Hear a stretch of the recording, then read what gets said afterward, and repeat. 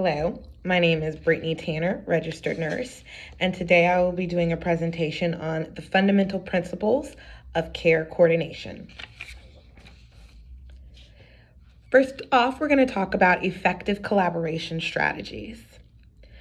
Collaborating effectively with patients and families dealing with type 2 diabetes requires a holistic, empathic approach. This begins by building a relationship of trust through active listening to patients' concerns, fears, and goals. Understanding their perspective will help you tailor your approach and build trust. Every family or individual has a different cultural background, personal values, and/or beliefs. Understanding that and being mindful and respectful of their beliefs helps to build a foundation on their trust. Next is to provide education and resources for that individual and their families. Providing accurate and up-to-date education ensures both parties understand the nature of the disease, its complications, and how lifestyle changes can have a huge impact on the patient's quality of life. Education can help to reduce any fear, anxiety, or apprehension towards the disease and help increase engagement from all parties. By simplifying the information given, diabetes-related concepts will seem less overwhelming, and by providing visual tools such as charts or apps to demonstrate how blood sugar levels, diet, and exercise impact diabetes. Using visual aids can make an abstract concept seem tangible. It'll give them something to hold on to. Drug-specific educational intervention is where the medication regime the patient is on is explained clearly and in detail, such as the mechanism of action or how the medication works, any potential side effects such as hypoglycemia, any potential med errors that could be made, as well as medication adherence and any drug interaction shall be discussed with the patient and their family prior to them beginning the medication. Provide any patient-centered or medication-centered material that are easy to read and for the patient to recall. And lastly, you want to address any concerns about the medication. Patients often have misconceptions about certain medications and their effectiveness or any side effects. Next, we're going to discuss cultural competence strategies. Every individual and family have their own beliefs about the healthcare system and about health and wellness. Being aware of certain views when discussing diabetes management, especially when it comes to meal planning and making any lifestyle changes, is very important. You want to ask about any traditions or any traditional homeopathic regimens that they may use. And you want to get the family involved with any type of lifestyle changes that the patient may need.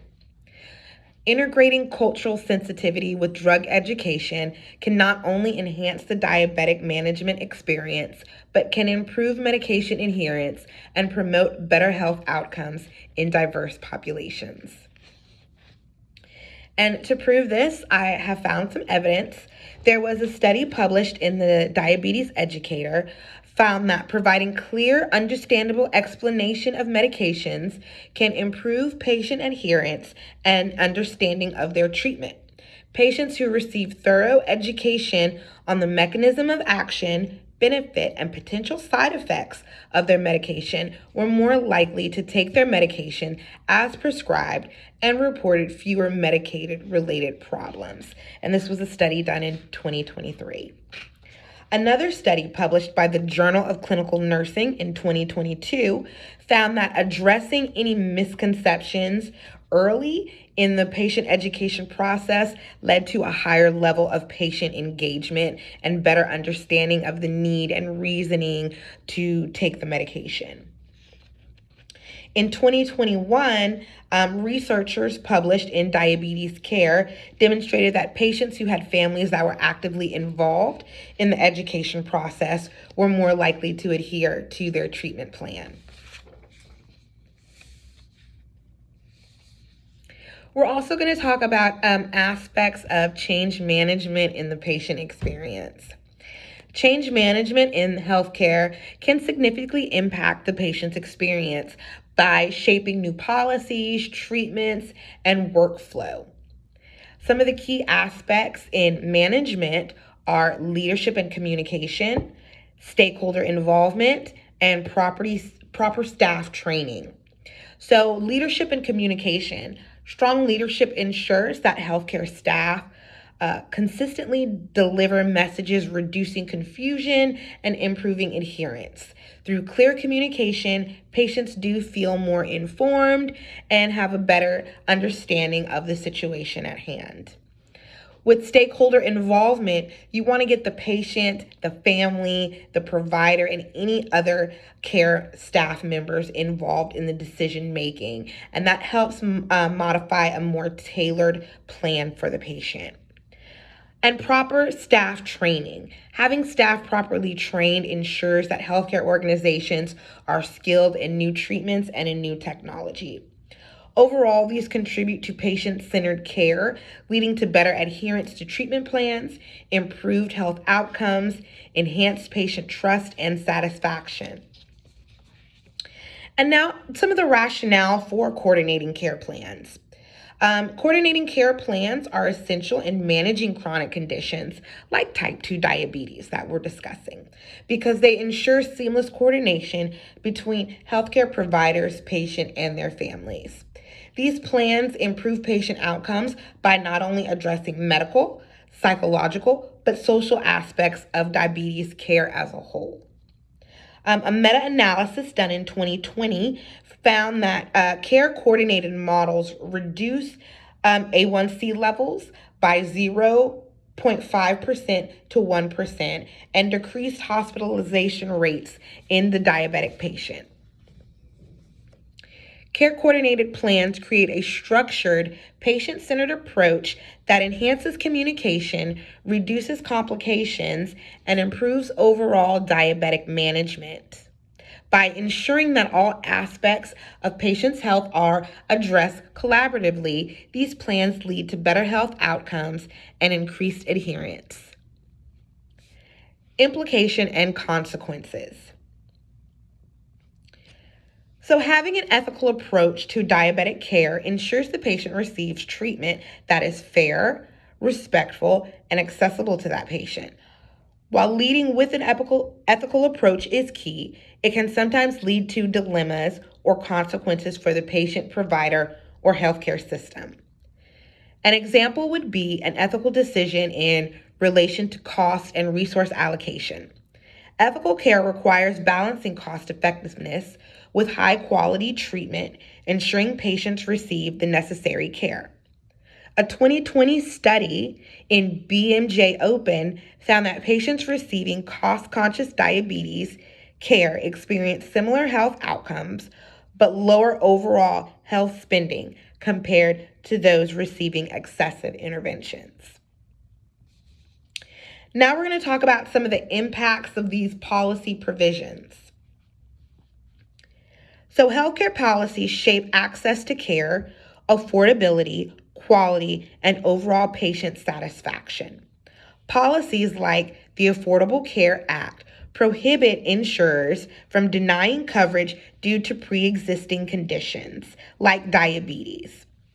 This policy will increase access to preventative services, reduce the financial burden, and help ensure adherence to care plan. Medicare Part D policies help cover the cost of diabetic medications to seniors, while recent price caps on insulin have helped millions under the Inflation Reduction Act for Medicare recipients. A 2022 New England Journal of Medicine study found that insulin affordability led to a 35% decrease and a 25% reduction in diabetes-related hospitalizations.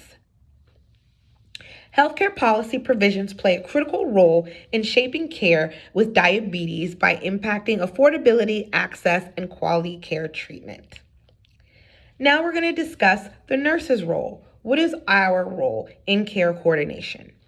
Nurses provide their expertise in patient education and advocacy, playing a critical role in care coordination from prevention to the patient being diagnosed to treatment and long-term support. Nurses serve as a main link between the patient, family, provider, and other care team members. By using effective communication, nurses bridge any education or communication gaps, coordinate care, ensure medication adherence, and advocate for patients' needs. Nurses are essential leaders in care coordination and chronic disease management. Their role ensures individuals with diabetes can receive continuous quality support. Lastly, the management of type 2 diabetes requires a comprehensive, patient-centered approach that spans the continuity of care, from prevention to long-term management. A coordinated care plan driven by healthcare professionals, in particularly nurses, is essential for optimizing health outcomes and enhancing the patient's experiences. Us nurses play a vital role as care coordinators, patient educators, and the patient's advocate, ensuring seamless transitions, medication adherence, and the support from patients' physical, emotional, and social well-being. Ethical healthcare policies, such as expanding access to medications and preventative services, significantly impact diabetes management by improving access, affordability, and continuity of care, leading to better health outcomes and patient satisfaction. Ultimately, the integration of ethical, cultural competency, and coordinated care policies with nurse-led interventions help prioritize a sustainability of care. Care coordinated care plans and structured plans help with the management of type 2 diabetes. Thank you so much. I hope you enjoyed today's lecture.